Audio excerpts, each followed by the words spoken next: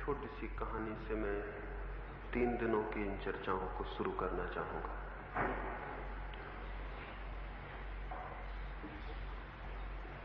एक व्यक्ति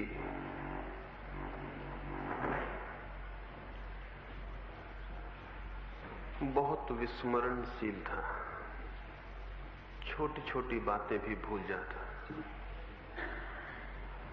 बड़ी कठिनाई थी उसके जीवन में, कुछ भी स्मरण रखना उसे कठिन था। रात वो सोने को जाता तो अपने कपड़े उतारने में भी उसे कठिनाई होती, क्योंकि सुबह टोपी उसने कहां पहन रखी थी और चश्मा कहां लगा रखा था और कोट किस भांति पहन रखा था, वो भी सुबह तक भूल जाता। तो करीब करीब कपड़े पहनकर ही सो जाता था ताकि सुबह फिर से स्मृति को कष्ट देने की जरूरत न पड़े। पास में ही एक चर्च था और चर्च के पुरोहित ने जब उसके विस्मरण की ये बात सुनी तो बहुत हैरान हुआ।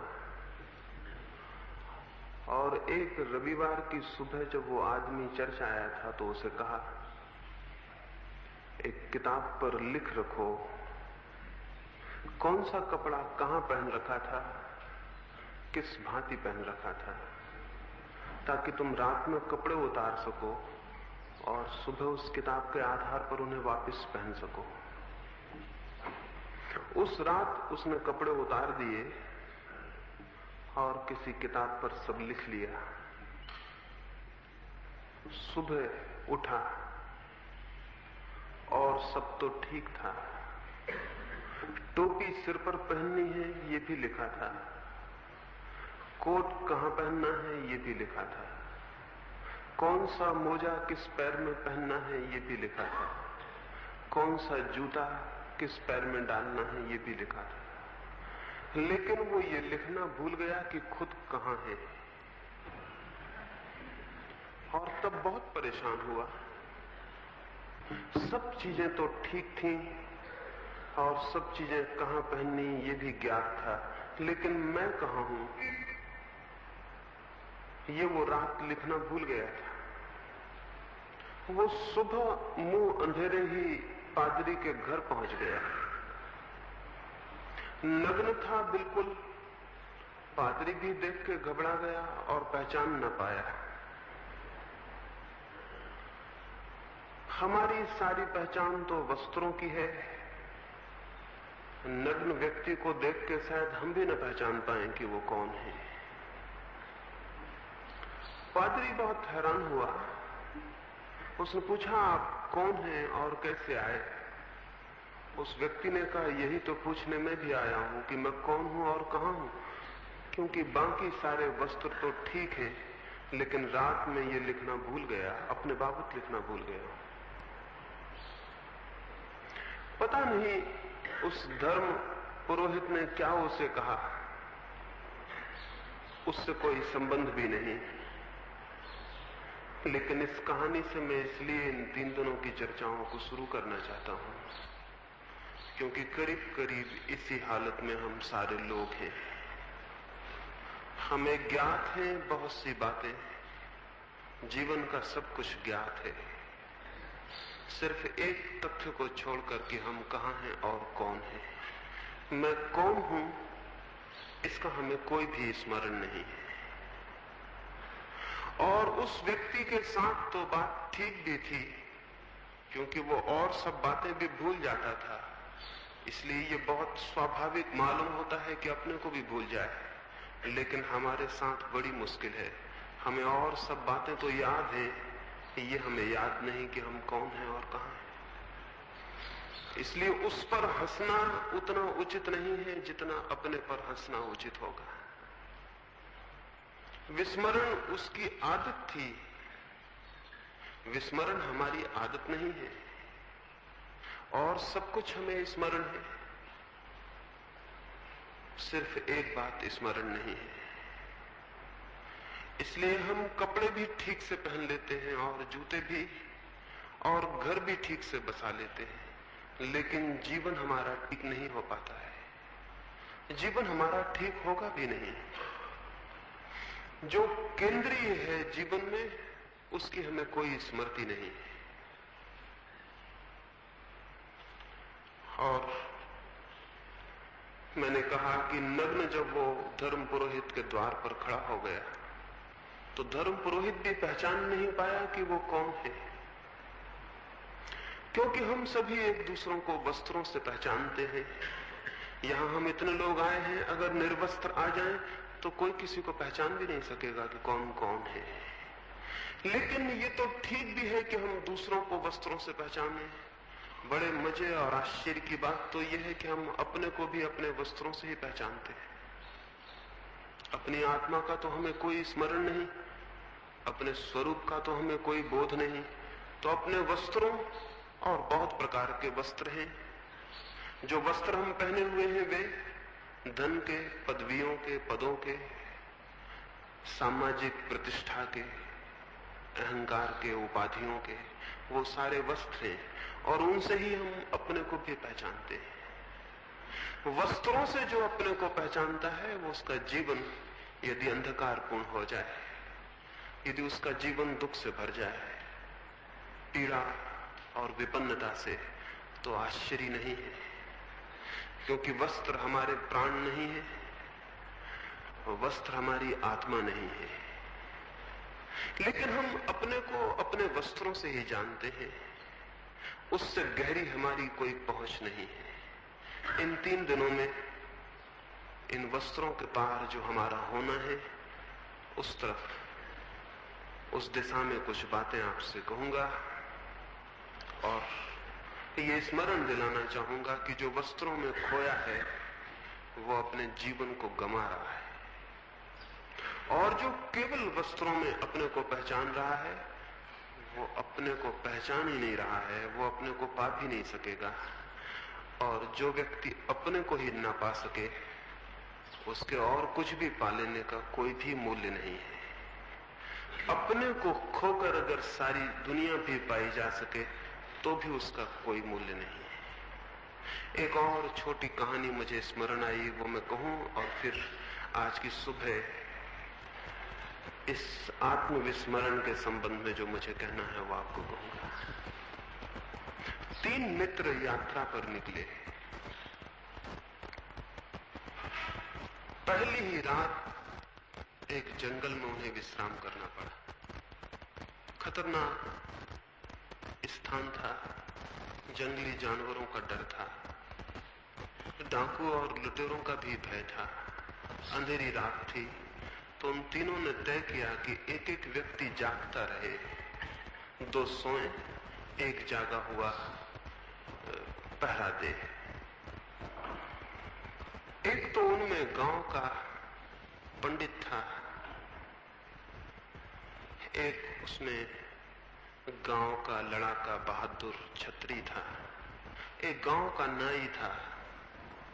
नाई की ही सबसे पहले पैसा फेंका गया और उसका ही नाम पड़ा। वो रात पहरा देने के लिए पहले पहर बैठा।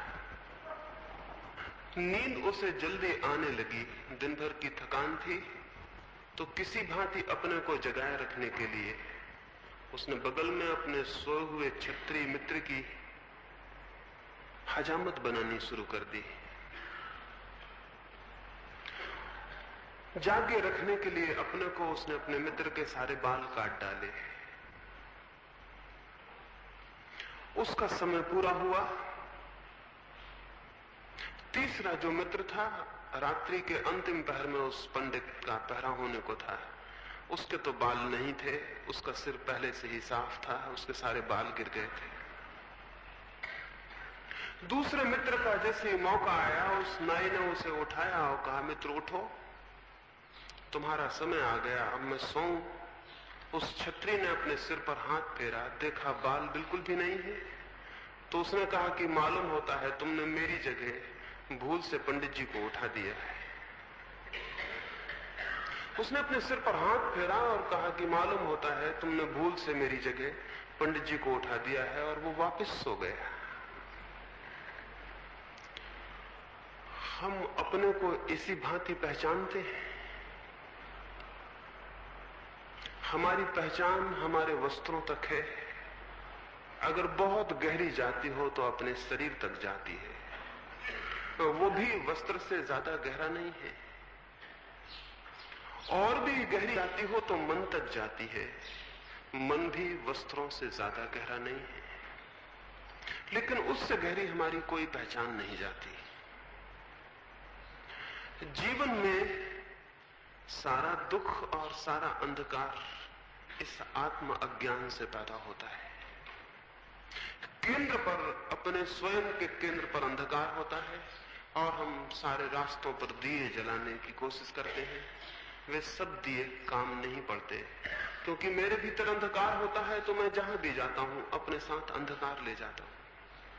उन रास्तों पर भी जहां की मैंने प्रकाश के दिए जलाए हैं, मेरे पहुंचने से अंधकार हो जाता है, क्योंकि मैं अंधकार हूं। जब तक मैं स्वयं को नहीं जानता तब तक मैं अंधकार हूं। तो मैं अपने अंधकार को लिए फिरता हूं जीवन में, और सारे लोग अपने अपने अंधकार को लिए फिरते हैं। हम सब जहां इकट्ठे हो जाते हैं वहां अंधकार बहुत घना हो जाता है। एक एक व्यक्ति उतने अंधकार में है, और जहां पूरी मनुष्य जाति इकट्ठी हो वहां अंधकार बहुत घना हो जाता है। मनुष्य जाति के पिछले 3-4 हजार वर्षों का इतिहास इसी अंधकार का इतिहास है। फिर इस अंधकार से संघर्ष पैदा होता है, युद्ध पैदा होते हैं, हिंसा पैदा होती है। इस अंधकार से ईर्ष्या पैदा होती है, घृणा पैदा होती है, क्रोध पैदा होता है। इस अंधकार से विध्वंस पैदा होता है। हम खुद दुखी होते हैं, औरों को दुखी करते हैं। ये कोई 3-4 हजार वर्षों से चला है, और अब तक हम सफल नहीं हो पाए इस बात में कि एक ऐसा समाज निर्मित हो सके जिसका जीवन प्रकाश से आलोकित हो, प्रकाश से मंडित हो। क्या आपको ज्ञात है कि 3000 वर्षों में कोई 14,600 युद्ध हुए? केवल 3000 वर्षों में 14,600 युद्ध, कोई 15,000 युद्ध, प्रतिवर्ष 5 युद्ध। हम शायद लड़ते ही रहे हैं, हमने कुछ और नहीं किया। और ये तो बड़े बड़े युद्धों की बात है। रोज हम जो छोटी छोटी लड़ाइयां लड़ रहे हैं उनकी तो कोई गिनती नहीं है। जो हम रोज छोटी छोटी हिंसा कर रहे हैं उसका तो कोई आकलन नहीं, कोई गणना नहीं है। अगर 3000 वर्षों में 15,000 युद्ध हमें लड़ने पड़े हों तो क्या इससे ये सूचना नहीं मिलती है कि मनुष्य जाति का मस्तिष्क किसी बहुत गहरे रोग से पीड़ित है? कोई इन 3000 वर्षों में मुश्किल से थोड़े से वर्ष हैं जब युद्ध न हुआ हो, और उन वर्षों को भी हम शांति का समय नहीं कह सकते, क्योंकि उन क्षणों में हमने नए युद्धों की तैयारियां की हैं। या तो हम लड़ते रहे हैं या हम लड़ने की तैयारियां करते रहे हैं। मनुष्य के पूरे इतिहास को 2 खंडों में बांटा जा सकता है, युद्ध के खंड और युद्ध की तैयारियों के खंड।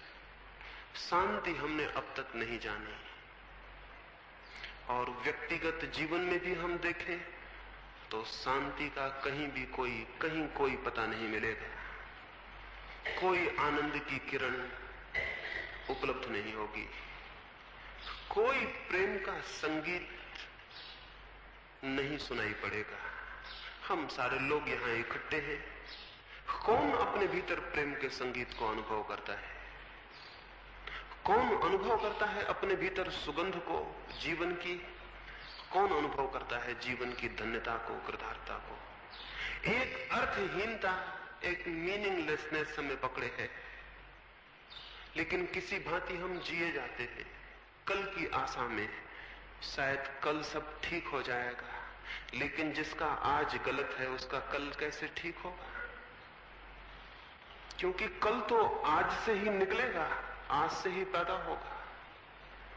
अगर आज दुख से भरा है तो स्मरण रखें, कल आनंद से भरा हुआ नहीं हो सकता है, क्योंकि कल का जन्म तो आज से होगा। कल आने वाला जीवन आप पैदा करेंगे, उसे आप प्रतिक्षण पैदा कर रहे हैं। तो यदि आज दुखी हैं तो जान लें कि कल भी दुखी रहेंगे। कल की आशा में, कल की सुख की आशा में आज के दुख को झेला तो जा सकता है, लेकिन कल के सुख को निर्मित नहीं किया जा सकता। कल के आनंद की कल्पना में आज की पीड़ा को सहा जा सकता है, लेकिन कल के आनंद को पैदा नहीं किया जा सकता। इसलिए आनंद है केवल आशा और जीवन है दुख। ऐसा हमारे सबके अनुभव में है। ये कोई सिद्धांत की बात नहीं है। जो भी अपने जीवन को थोड़ा सा खोलकर देखेगा उसे ये दिखाई पड़ेगा। ये सीधे तथ्य हैं। जीवन के संबंध में पहला तथ्य यही है कि जिस भांति हम उसे जी रहे हैं उस भांति कहीं कोई आनंद का फूल उसमें नहीं लगता है और ना लग सकता है। इसलिए कल की आशा पर कल ठीक हो जाएगा, कल आने वाले वर्ष या आने वाली जिंदगी में, परलोक में, पुनर्जन्म में सब ठीक हो जाएगा। ये सब कल की आशा का विस्तार है। कोई सोचता हो कि इस जन्म के बाद अगले जन्म में सब ठीक हो जाएगा, वो उसी तरह की भ्रांति में है जिस तरह की भ्रांति में जो सोचता है आज दुख है, कल शांति, कल सुख हो जाएगा। कोई सोचता हो मोक्ष में सब ठीक हो जाएगा तो भ्रांति में है, क्योंकि कल मुझसे पैदा होगा। आने वाला जन्म भी, मोक्ष भी, जो भी होने वाला है वो मुझसे पैदा होगा। और अगर मेरा आज अंधकारपूर्ण है तो कल मेरा प्रकाशित नहीं हो सकता। फिर क्या हम निराश हो जाएं और कल की सारी आशा छोड़ दें? मैं आपसे कहता हूं, निश्चित ही कल के प्रति कोई आशा रखने का कारण नहीं है, लेकिन इससे निराश होने का भी कोई कारण नहीं है। आज के प्रति आशा से भरा जा सकता है, आज को परिवर्तित किया जा सकता है। मैं जो हूं उस होने में क्रांति लाई जा सकती है। मैं कल क्या होऊंगा इसके द्वारा नहीं, बल्कि जो मैं अभी हूं उसके ज्ञान, उसके बोध, उसके प्रति जागरण से, उसे जान लेने से, आत्म स्मृति से क्रांति उत्पन्न हो सकती है। यदि मैं जान सकूं स्वयं को तो वो दिया उपलब्ध हो जाएगा जो मेरे जीवन से अंधकार को नष्ट कर दे। और स्वयं को जाने बिना और न कोई दिया है और न कोई प्रकाश है, न कोई आशा है। पहली बात, हम स्वयं को नहीं जानते हैं। ये जान लेना स्वयं को जानने के प्रति पहला चरण है। कोई सोचता हो कि मैं स्वयं को जानता हूं तो स्वयं को जानने के प्रति द्वार बंद हो जाएंगे। और धर्म की बहुत सी शिक्षाओं ने, संस्कृति ने, इधर हजारों वर्ष से दोहराए गए सिद्धांतों ने, आत्मा और परमात्मा की बातों ने हम में से बहुतों को यह भ्रम पैदा कर दिया है कि हम अपने को जानते हैं। इस भ्रम ने हमारे आत्म अज्ञान को गहरा किया है। स्वयं को जानने के भ्रम से बड़ा, इन शब्दों और सिद्धांतों के आधार पर स्वयं को जानने के भ्रम से बड़ा आत्मज्ञान में और कोई दूसरा अटकाव, कोई दूसरी दीवार, कोई दूसरा अवरोध नहीं। छोटे से बच्चे भी जानते हैं कि हम आत्मा हैं और बूढ़े भी दोहराते हैं कि हम आत्मा हैं। ये शब्द हैं, ये सत्ता का अनुभव हो तो जीवन बिल्कुल दूसरा हो जाए। ये सिद्धांत है, ये स्वयं की प्रतीति और साक्षात हो तो जीवन नया हो जाए और जीवन आनंद से भर जाए। लेकिन इन शब्दों को हमने सहारों की भांति पकड़ा हुआ है। अज्ञान में इन शब्दों से पैदा हुए झूठे ज्ञान को हमने बहुत तीव्रता से पकड़ा है। उसे छोड़ने में भी भय मालूम होता है। इसलिए जैसे जैसे आदमी मृत्यु के करीब पहुंचता है वैसे वैसे इन शब्दों को और जोर से पकड़ लेता है। वैसे वैसे गीता, कुरान और बाइबल उसके मस्तिष्क पर और जोर से बैठते जाते हैं। वैसे वैसे वो मंदिरों के द्वार खटखटाने लगता है और साधु सन्यासियों के सत्संग में बैठने लगता है, ताकि इन शब्दों को जोर से पकड़ ले, ताकि आती हुई मौत के विरोध में कोई सुरक्षा का उपाय बना ले। इसलिए जितने लोग मृत्यु से भयभीत होते हैं वे सभी आत्मा की अमरता में विश्वास कर लेते हैं। उनका ये विश्वास उनका ज्ञान नहीं है। कोई विश्वास कभी ज्ञान नहीं होता, सब विश्वास अज्ञान होते हैं। जीवन के प्रति जो भी हम माने हुए बैठे हैं वो सब हमारा अज्ञान है, और उस मानने के कारण ज्ञान तक जाने का सारा द्वार बंद है। स्वयं की स्मृति में, स्वयं के संबंध में प्रचलित सिद्धांत सबसे बड़ी बाधाएं हैं। सिद्धांत तो क्या बाधा है, हम उन पर विश्वास कर लेते हैं, ये बाधा है। हमारे विश्वास बाधा है। और जो व्यक्ति जितने ज्यादा विश्वासों से ग्रसित हो जाता है उसके जीवन में विवेक के अवतरण का, विवेक के आगमन का, विवेक के उठने और जगने की संभावना का उतना ही उसी मात्रा में ह्रास हो जाता है। असंभव हो जाती है ये बात कि हम स्वयं को जान सकें, क्योंकि स्वयं को जानने के सिद्धांत हमें ये भ्रम पैदा कर देते हैं कि हम जानते हैं, और ये भ्रम बहुत तलों पर है। एक सन्यासी एक राजा के घर मेहमान था। उस राजा ने सुबह ही आके उस सन्यासी को पूछा, मैं सुनता हूं कि आप परमात्मा की बातें करते हैं, क्या मुझे परमात्मा से मिला दे सकेंगे? ये बात उस राजा ने अपने जीवन में और भी न मालूम कितने सन्यासियों से पूछी थी। इस सन्यासी से भी पूछी, और जो अपेक्षा थी, जो और सन्यासियों ने बातें कही थी, सोचा वही बातें ये सन्यासी भी कहेगा। करीब करीब सन्यासी एक ही जैसी बातें दोहराते हैं। सोचा ये भी वही कहेगा। कुछ उपनिषद, कुछ वेदों की, कुछ ग्रंथों की कुछ उदाहरण देगा, कुछ गीता की, कुछ ज्ञान की बातें समझाएगा। लेकिन उस सन्यासी ने क्या पूछा? उस सन्यासी ने कहा, आप ईश्वर से मिलना चाहते हैं तो थोड़ी देर रुक सकते हैं या बिल्कुल अभी मिलने की इच्छा है? वो राजा थोड़ा हैरान हुआ, कोई भी हैरान होता। ये ख्याल न था कि बात इस भांति पूछी जाएगी। सोचा शायद समझने में भूल हो गई है। उसने कहा कि शायद आप समझे नहीं, मैं परमात्मा से, ऊपर जो परमात्मा उससे मिलने की बात कर रहा हूं। उस सन्यासी ने कहा, समझने में भूल का कोई कारण नहीं, मैं तो उस परमात्मा के सिवाय और किसी की बात करता ही नहीं। अभी मिलना चाहते हैं या थोड़ी देर ठहर सकते हैं? उस राजा ने कहा, जब आप कहते ही हैं तो मैं अभी ही मिलना चाहूंगा। ऐसे उसकी कोई तैयारी नहीं थी इतने जल्दी परमात्मा से मिलने की, और किसी की भी इतने जल्दी कोई तैयारी नहीं होती। ईश्वर के खोजियों से पूछा जाए अभी मिलना चाहेंगे तो वो भी कहेंगे कि हम थोड़ा सोच कर आते हैं, विचार के आते हैं। हम थोड़ा मित्रों से पूछ ले, पति हो तो पत्नी से पूछ ले, पत्नी हो तो पति से पूछ ले, हम जरा अपने घर के लोगों से पूछ ले, फिर हम लौट के आते हैं। इसी वक्त तो ईश्वर से मिलने को कौन तैयार होगा? वो राजा भी तैयार नहीं था।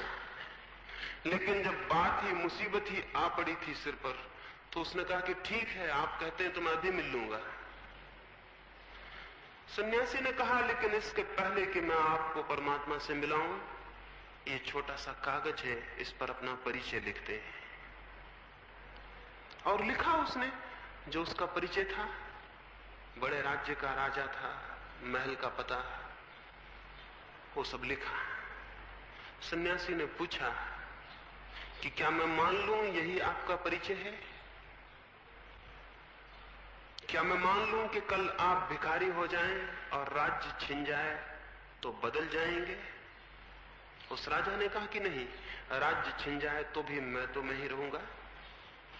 तो सन्यासी ने कहा कि फिर राजा होना आपका परिचय नहीं हो सकता, क्योंकि राज्य छिन जाने पर भी आप रहेंगे और आप ही रहेंगे, भिखारी होने पर भी आप ही रहेंगे, तो फिर राजा होना आपका परिचय नहीं हो सकता। और ये जो नाम लिखा है, माँ बाप दूसरा नाम भी दे सकते थे, और आप भी चाहें तो दूसरा नाम रख ले सकते हैं, उससे भी बदल नहीं जाएंगे।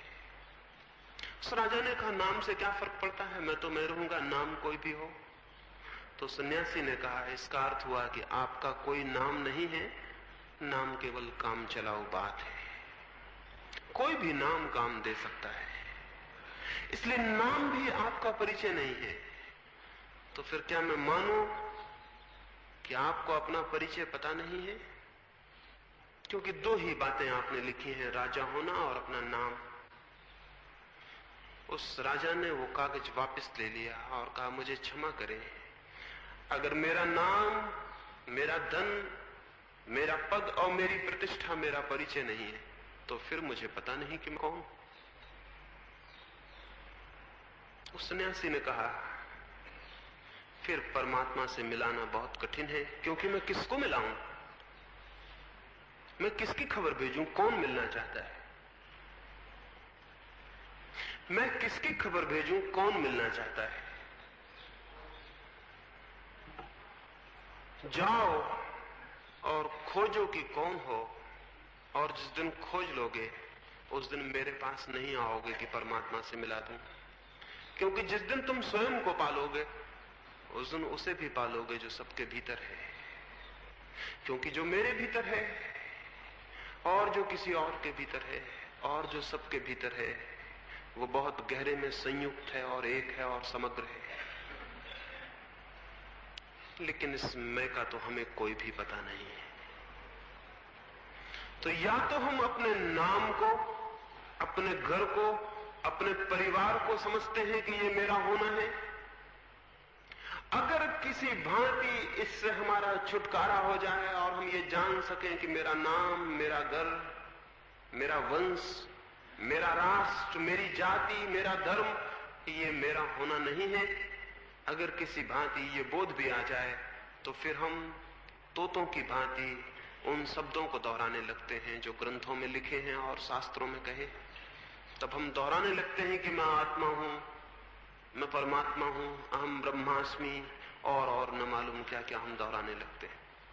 मैं आपसे कहूं कि जिस भांति नाम आपको सिखाया गया है, उसी भांति ये बातें भी आपको सिखाई गई हैं, इनमें भेद नहीं है। जिस भांति ये कहा गया है कि आपका ये नाम है और आपने पकड़ लिया है, उसी भांति ये भी कहा गया है कि आपके भीतर परमात्मा है और आपने ये भी पकड़ लिया है। इन दोनों बातों में कोई फर्क नहीं है। जब तक हम बाहर से आए हुए शब्दों को पकड़ते हैं, तब तक हम स्वयं से परिचित नहीं हो सकेंगे।